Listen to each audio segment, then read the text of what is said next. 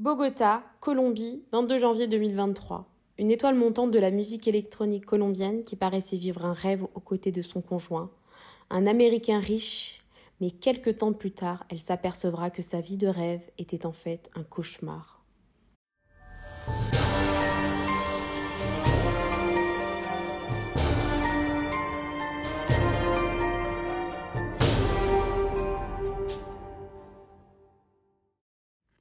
Hola, j'espère que vous allez bien. Aujourd'hui, je vais vous raconter une affaire récente datant de janvier 2023.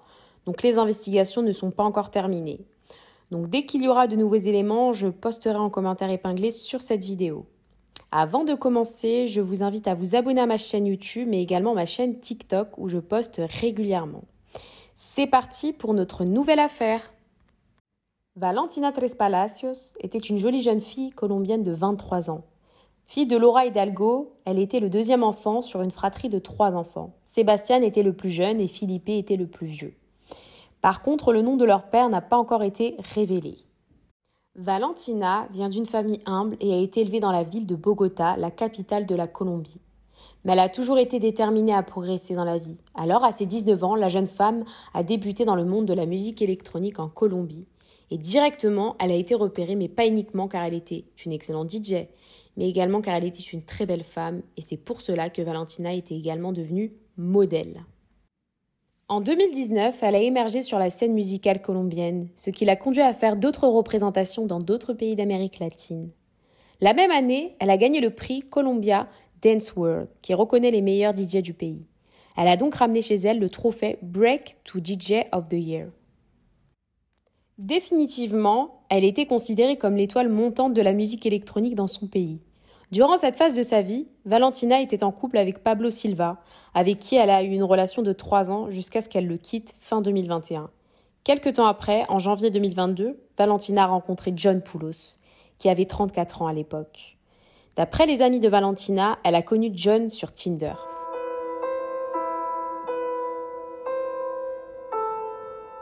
John est un Américain qui vivait au Texas et à cause de cela, la majeure partie de leur relation s'est faite à distance. Durant les mois de relation qu'ils ont eus, le couple se voyait physiquement lorsque John visitait Valentina en Colombie. John passait quelques jours avec Valentina et sa famille. Il était décrit par la famille de Valentina comme un homme très amoureux, éduqué et gentil. Le couple a voyagé à l'international. Valentina postait souvent des photos de leurs voyages luxueux.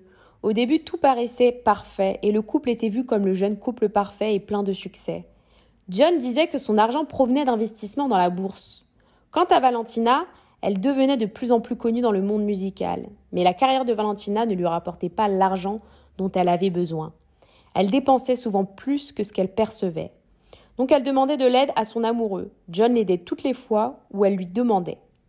Il lui a également payé des opérations esthétiques, notamment une augmentation mammaire.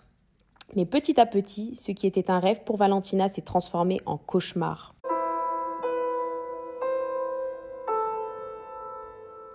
Lorsque John était loin de Valentina, il a commencé à avoir des doutes sur elle. Il a fini par contacter un détective privé pour la suivre sans qu'elle ne le sache. Grâce à cela, il a découvert quelque chose qui l'a mis hors de lui.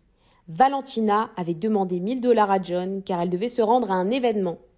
Elle avait besoin de cette somme pour ses dépenses personnelles. Mais en vérité, John a découvert que sa compagne avait voyagé à Aruba avec un autre homme. Cet homme était Santiago Luna, de qui Valentina était tombée amoureuse en novembre 2022. Elle a utilisé l'argent que John lui avait donné pour payer un hôtel luxueux pour elle et Santiago. Le détective privé a informé John de tout cela et John était furieux et s'est senti trompé. Par contre, nous ne savons pas si John a confronté Valentina suite à ce qu'il avait appris. Étant donné que Valentina a continué à voir Santiago, je pense que non. John pensait être le propriétaire de Valentina, car il avait payé ses chirurgies plastiques, il lui avait envoyé de l'argent à plusieurs reprises.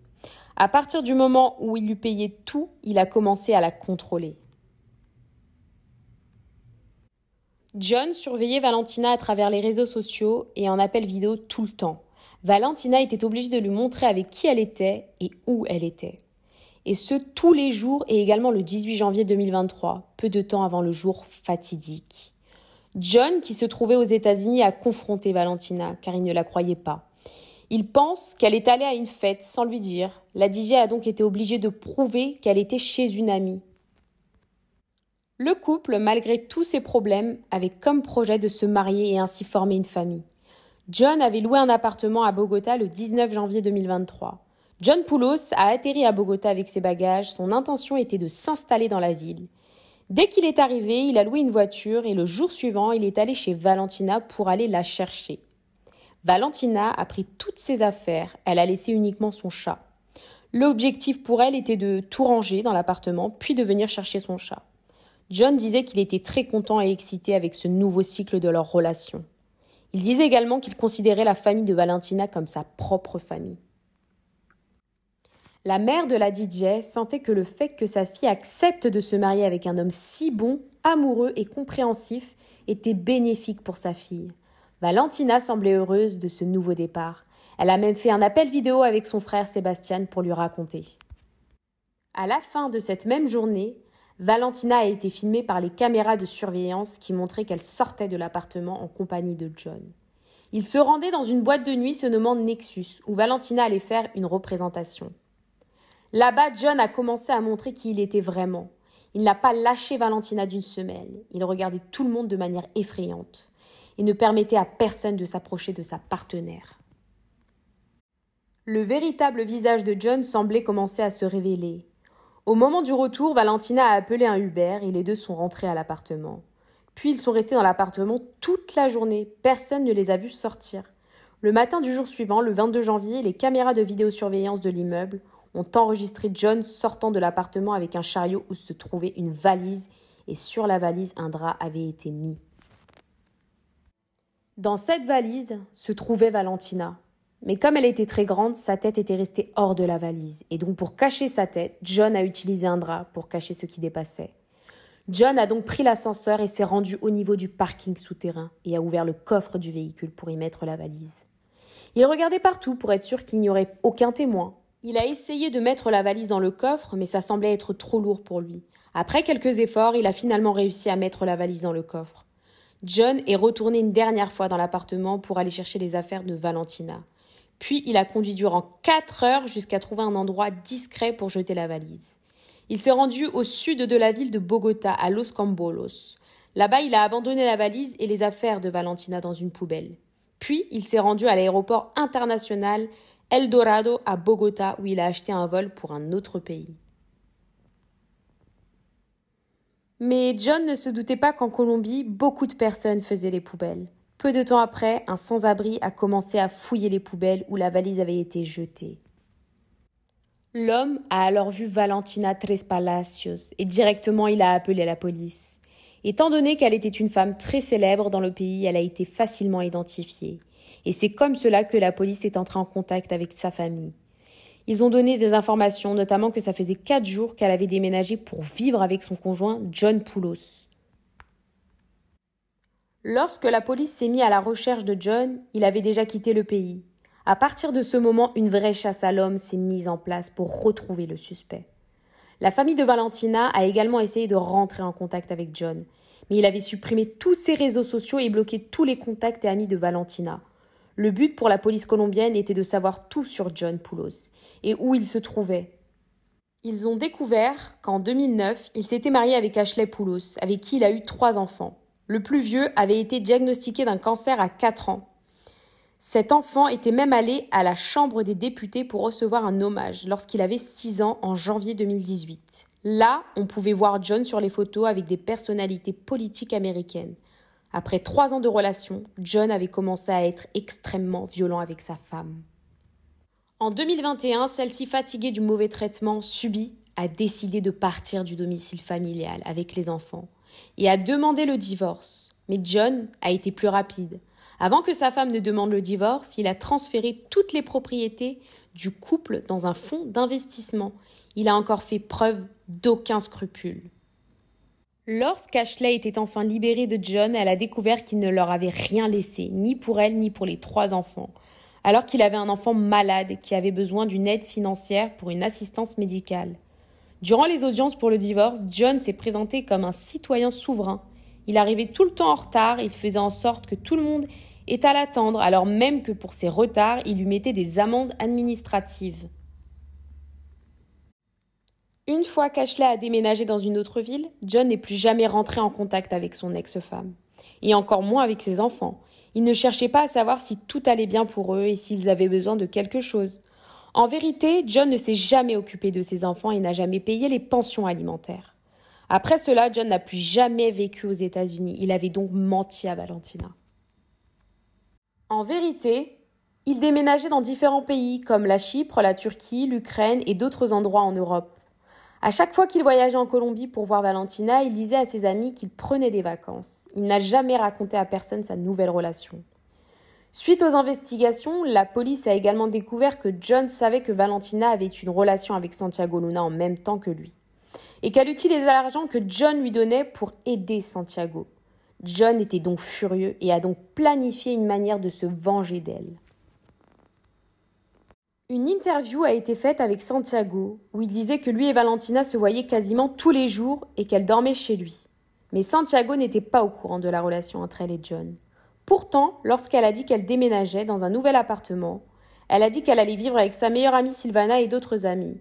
Santiago lui aurait demandé comment elle réussissait à avoir autant d'argent, déjà qu'elle avait fait des opérations de chirurgie, payé des voyages extravagants pour eux. Elle achetait des vêtements neufs toutes les semaines et elle avait toujours les téléphones dernière génération. Santiago pensait vraiment qu'elle gagnait tout cet argent grâce à ses prestations de DJ. Pour la police, John a trompé Valentina en lui demandant sa main et en lui proposant d'emménager ensemble, car il avait déjà un plan en tête, se débarrasser de Valentina. Les preuves de sa préméditation sont qu'il avait loué la voiture et l'appartement seulement pour 4 jours et non pas pour un temps indéterminé comme Valentina l'imaginait. Le 24 janvier, John a été localisé au Panama et arrêté par la police panaméenne alors qu'il était à l'aéroport international de Tucumán. Sur lui, ils ont trouvé des billets direction la Turquie pour enfin se rendre au Monténégro, un pays qui n'extradie pas vers la Colombie. Il avait combiné ce plan pour rester libre de ses crimes. Il avait également acheté un vol direction le Brésil. La police pense qu'il a acheté ce billet pour brouiller les pistes et les investigations. Une autopsie a été réalisée sur Valentina. Elle a perdu la vie suite à une asphyxie mécanique. Il a également été noté qu'elle avait eu des relations sexuelles avant de perdre la vie. Elle a également été battue. Elle avait plusieurs hématomes et des lésions à l'avant de la tête. Il y avait également une lésion au niveau de sa nuque faite par un objet contondant. Toutes les preuves trouvées dans cette affaire pointent clairement John Poulos comme l'unique coupable du crime. La valise où se trouvait le corps de Valentina est la même que John Poulos utilisait pour ses affaires. Des analyses sont en cours pour voir s'il s'agit de la même valise. De plus, il y a énormément de vidéos de caméras de surveillance qui incriminent John. Un témoin très important s'est présenté à la police lorsqu'elle a appris la triste nouvelle. C'était le chauffeur Hubert, qui avait conduit le couple jusqu'à l'appartement le matin du 21 janvier. Valentina aurait envoyé un message où elle demandait de l'aide au chauffeur. Mais John lui aurait dit que c'était une erreur. L'homme a demandé si tout allait bien et si elle avait besoin d'aide. Elle était indécise et n'arrivait pas à répondre oui ou non. John, qui commençait à avoir peur que le chauffeur s'en mêle, déjà qu'il parlait en espagnol, a répondu au chauffeur que tout allait bien. John a demandé au chauffeur s'il parlait anglais et lorsqu'il a répondu oui, le couple n'a plus parlé et a commencé à parler par message. Le témoin a dit que John voulait savoir s'il parlait anglais car certainement qu'il ne voulait pas qu'on comprenne une probable dispute avec sa femme. Le 26 janvier, John a été déporté en Colombie, mais dès le début, il se disait innocent.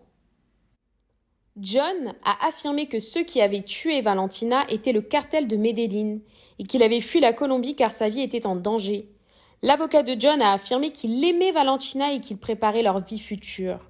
Mais les policiers n'ont jamais cru sa version et affirment que les preuves ne mentent pas et que tout pointe du doigt John. Les autorités affirment que John avait découvert que Valentina ne voulait pas se marier avec lui et qu'elle se servait de lui pour lui soutirer de l'argent. À cause de cela, il se serait senti trahi, trompé. Déjà qu'il avait investi sur elle et qu'elle ne rendrait jamais l'argent, il ne pouvait pas laisser passer ça. Le ministère public de la Colombie accuse John Poulos d'homicide et féminicide aggravé. Et durant la première audience d'accusation, qui a duré 5 heures, John s'est déclaré innocent et a refusé d'accepter les accusations. Étant donné que l'affaire est récente et que les investigations sont encore en cours, de nouvelles informations peuvent surgir à tout moment. Une fois l'affaire actualisée, je vous tiendrai informé. J'espère que vous avez apprécié la vidéo et merci de l'avoir regardée dans son intégralité. N'hésitez pas à liker, commenter, à vous abonner et à activer la cloche des notifications pour être informé de la prochaine vidéo.